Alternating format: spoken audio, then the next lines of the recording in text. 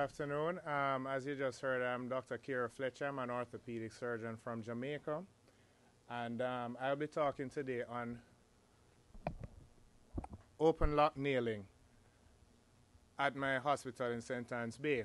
Now, first of all, I hope to represent my island as well as this young man here.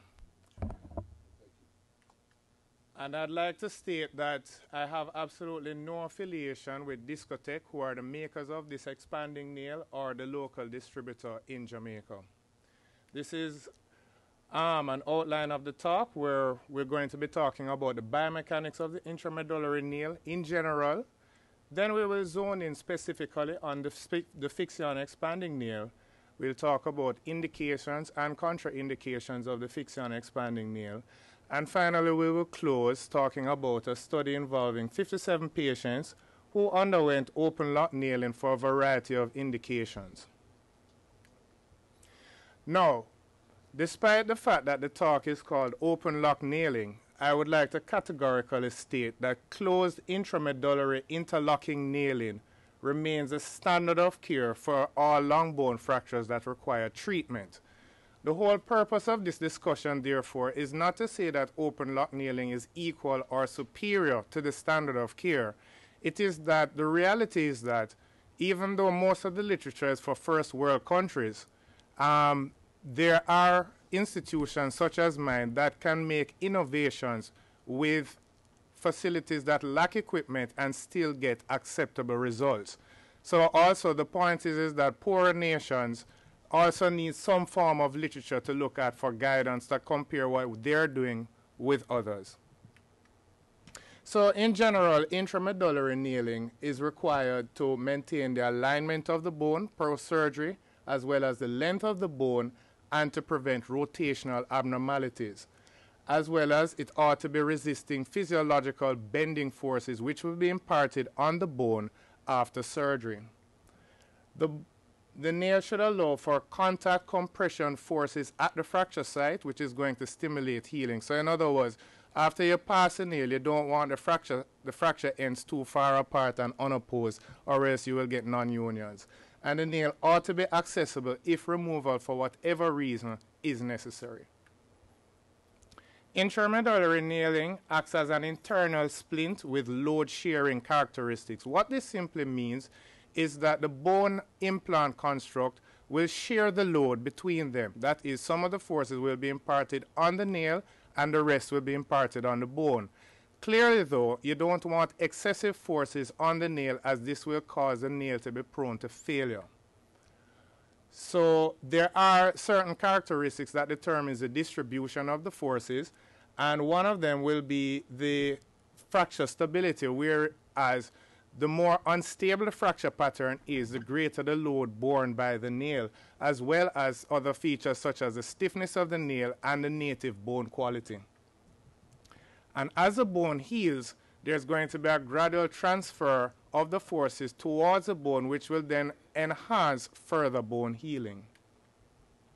As with any orthopedic surgery that requires implant placement, there is a race between bone healing and implant failure.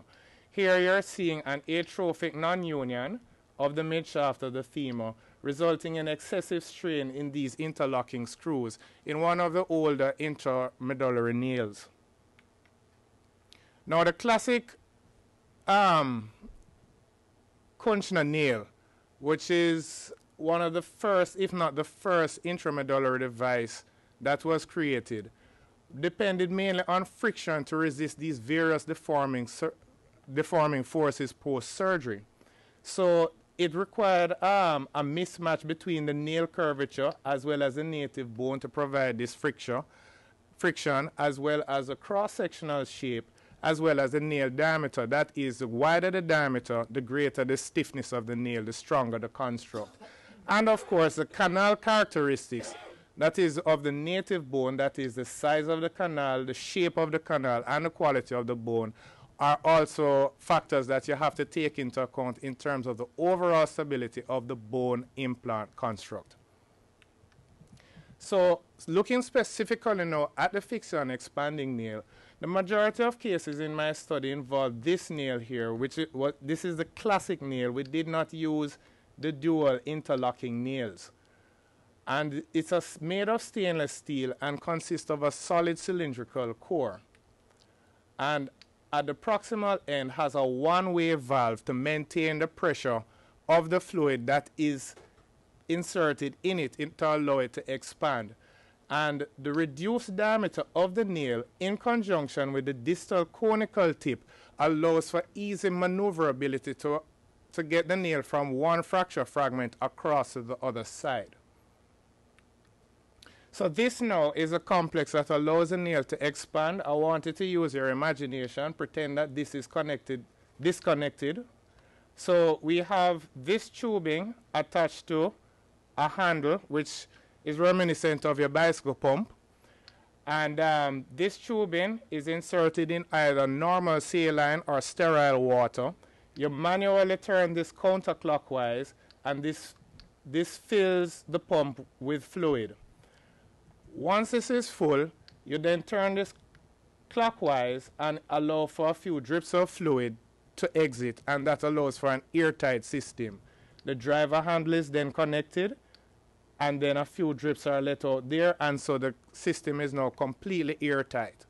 So when you're ready to pass a nail, you disconnect this, attach the driver handle to the nail, a slap hammer that you manually bang the nail down with, passes the nail across the fracture site. When the nail is now in the appropriate position, you reattach this, turn this counterclockwise, and expand the nail. And this is a cartoon demonstrating that. So this is the handle, the driver handle, the pump, tubing system, driver handle, and the nail across the fracture site. So I want you to focus on the cartoon a second, where the fixation nail in its reduced diameter has 4 longitudinal bars, and these are connected by thin membranes. Once the nail is in the appropriate position and you expand it, the 4 longitudinal bars now abut on the endosteum, and this is what gives the interlocking effect. That gives you rotational control as well as axial control, i.e. you're preventing the bone from collapsing down. Now, the endosteal abutment is throughout the majority of the length of the canal, i.e. both cortical bone and cancellous bone. And it does depend, however, on the intrinsic stability of the fracture, whether or not the nail can be used for closed situations. There are several studies out there, for example, that have stated that this nail ought not to be used for comminuted fractures. So briefly looking at the indications, it is mainly used for acute fractures that are at least 5 centimeters distal to the surgical neck, but still proximal to 5 centimeters from the end of the medullary canal. That indication number 1 was the vast majority of cases in the study that we're going to be looking at. It also may be used post-osteotomy and deformity correction for non-unions and malunions, reconstruction post-tumor surgery and or impending pathological fractures, as well as for revision surgeries where other implants have failed. For the contraindications, it's contraindicated for very proximal or distal fractures, that is outside of the 5 centimeter parameters mentioned on the previous slide. Now, interestingly, 2 and 3, the highly comminuted fractures and the longitudinal splits, are contraindications because when the nail is expanding, you can actually iatrogenically worsen the pathological process. However, in our study, because we perform this procedure open, and open here means that you're exposing the fracture site as opposed to making your incision at a remote distance away from the fracture site, we use cerclage wires. For the non-orthopedists, those are malleable wires that you can literally rope around the bone and basically make that fracture pattern more stable. So we basically went outside and beyond the literature and turned this contraindication into an indication in terms of how we do the technique open. And of course, Infection, poor bone quality, and foreign body sensitivity are also contraindications.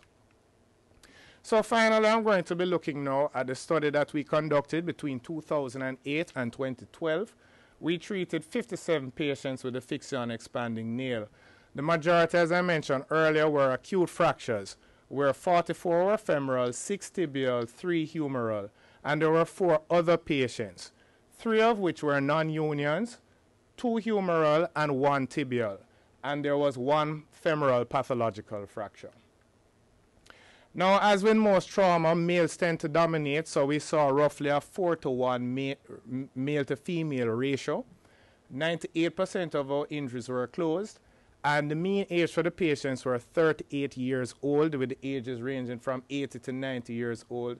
And the mean follow-up time in the study was 44 months, with the ranges from 6 months to 70 months. Now, my hospital is located right outside one of the major highways in the country, and this is an actual car accident on the highway outside my hospital. 53% of the patients presented because of a motor vehicle accident. Another 30% presented because of a low energy fall. And then the rest were deemed miscellaneous for a variety of reasons for blunt trauma. The most interesting case being one gentleman who presented because he was kicked by a cow. 19 patients had concomitant injuries, for which head injuries was the commonest concomitant injury.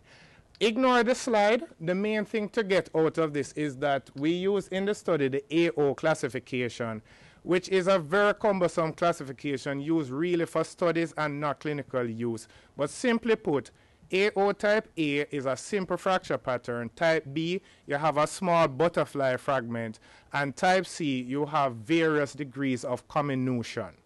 The majority of our cases were AO type A and B, and as mentioned earlier, several authors state that you shouldn't use it for type C. However, we were able to.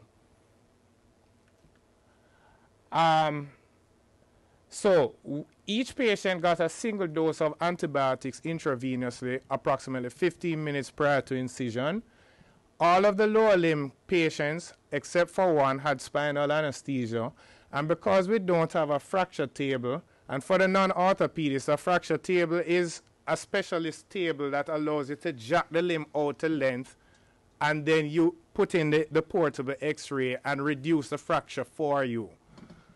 We don't have access to a fracture table, and we don't have fluoroscopy, and so all of the procedures were performed open. And we don't have power reamers, and so we had to use solid K-nail reamers. Now, the time between injury and surgery for our patients averaged 17 days, closer to 18 days, and the thing about it is this: in our circumstance, our patients actually have to purchase the implant prior to getting surgery. So this waiting time is mainly because we have to actually wait on the patients to purchase the implants. For those who can't afford it, they usually get a K-nail. And the time between surgery and discharge was 4.8 days. Now, once again, a bit misleading. Most of our patients can be discharged within 48 hours, but there are a number of social issues, especially the fact that we're a regional hospital. A lot of the patients come from several miles away. Now, our mean operation time for the femurs averaged 102 minutes, for the tibia 66.4 minutes, and the humerus 94 minutes. Now we have shaved off approximately 10 minutes off of that mean time for the femur and the tibia. And this is mainly due more to the assistance experience than the surgical experience, actually. And so we've gotten more efficient. And these times compare favorably to a number of studies in which they've performed the procedure closed. Our blood loss, the femur averaged 400 mils, ranging from minimal to 1.8. Now, 1.8 is a frightening figure. Now, the thing about it there, though, is that for the AO type C, the highly comminuted fractures, especially those that had a large segment, A lot of times those patients required a large incision and significant stripping in order to reduce this fracture. I haven't personally been involved in a case that the blood loss has been more than 800 cc's. But once again, I think it is more the experience of the assistant more than me. And the tibia, 120 mils average, humerus 250 mils. So preoperatively, 8 patients required transfusion, mostly polytrauma patients at an average of 2.25 units. And postoperatively, 6 patients required transfusion at an average of just under 3 units. All of those patients were the AO type Cs and or those patients that took over a month to get into the operating theater. So at that time, you're breaking down soft callus and more bleeding and stripping. And 3 out of those 6 patients were transfused preoperatively. So looking at our results in terms of partial weight bearing and fully weight bearing, we allowed partial weight bearing when there was reasonable amount of callus on the x-rays. Of course, that is very subjective.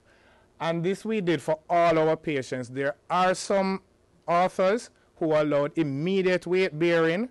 However, Jamaican patients, you can't trust them to immediately weight bear because some might even climb trees or run marathons. So we prefer to err on the side of caution, and we wait for some amount of callus before allowing for some weight bearing. So the key figure here is that at 14 weeks, we allowed full weight bearing for the femur, 16 weeks full weight bearing for the tibia. This was allowed when there were at least 3 to 4 cortices, 3 out of 4 cortices healed on plain x-rays when you summate the AP and lateral views. The humerus averaged 12 weeks in terms of union, and at around 3 months we allowed for them to aggressively use their limb. But in the meantime, up to that 12 weeks, we allowed for gentle passive range of motion exercises, namely for the elbow and to a lesser extent the shoulder. So looking at our complications, we didn't have any cases of broken tips. Several authors have mentioned this as a complication. However, we believe that because we perform this procedure open and the fact that we have a relatively well-controlled reduction, the nail can easily slide across with very little trauma and problems. We didn't have any cases of iatrogenic fractures, even despite the fact that we went above and beyond the indications, i.e. we did it for comminuted fracture patterns. All of the nails expanded, and this is something that has been reported in a number of series, that some of the nails don't expand. We had no cases of malrotation, shortening, or angulation deformities. However, I will admit that since this is done retrospectively, this may not normally be routinely checked for in the clinic, and so a prospective study would better be able to define whether or not that really is so, especially malrotation. We had 1 case of radial nerve palsy following a humeral fracture surgical procedure. All of our patients healed.